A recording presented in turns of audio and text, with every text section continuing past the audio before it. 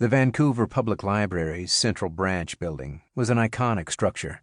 It had been modeled on the Colosseum, giving it a cylindrical appearance with a freestanding elliptical colonnaded wall on one side that contained the offices and reading rooms. It had been built with a total of 9 floors, including the subterranean storage locations. Unlike the real Colosseum, floor-to-ceiling glass windows dominated the structure, offering a view of the books and tables inside while contrasting with the light brown granite walls. It was an iconic building, made even more by the broken and shattered earth buildings in the distance and the gleaming twisted metal alien structures surrounding the structure. Even after 6 years from the system apocalypse, Vancouver was still recovering, a mishmash of recovered and rebuilt buildings with the new system-created structures standing side by side.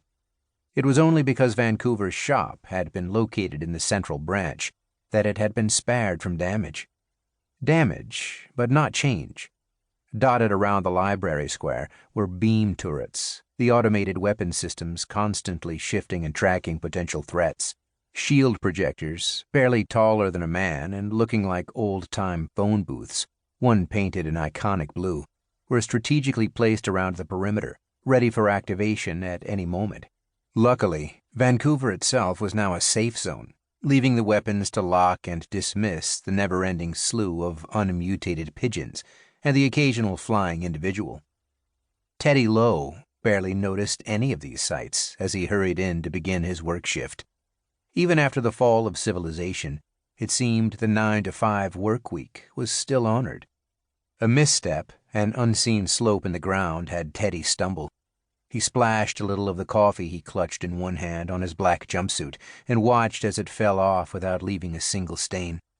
The apocalypse might have brought many things with it, death and destruction on a level that he had never even imagined, magic and aliens in vast numbers, and this strange system and character sheet.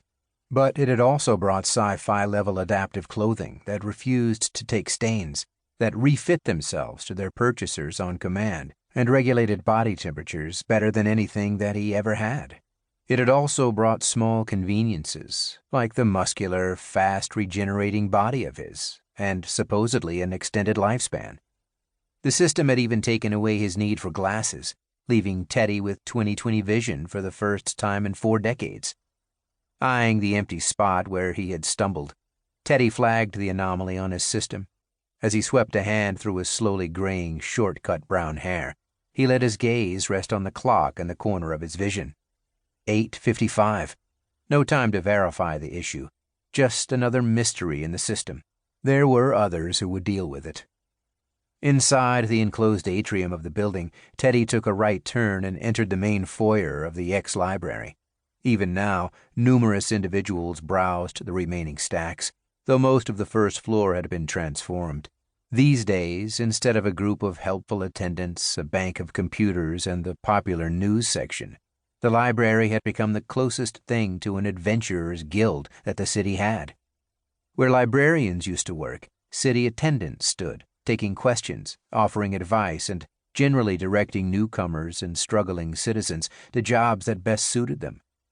Even with all the technology and the system on hand, a human touch was still needed for some. In another section, more attendants and a select few merchants stood around accepting quest rewards, system-registered items, and minor crafts. Unregistered corpses and items were all dealt with outside of the library, since those could not be handily stored in an inventory. But all those were just sideshows to the main attraction of the library. Dominating the main portion of the first floor, flanking the escalators and staircases that led to the next floor, were multiple floating spheres, each of them a linked entry point to the shop system. Every few seconds, Teddy watched as a newcomer would touch the sphere and disappear, teleported to the shop instance that they used. And just as often, individuals would reappear, nearly hitting other users before walking off, having finished their business. If not for the fact that the shop was generally more expensive and bought products at a lower price, it had killed the local economy a long time ago.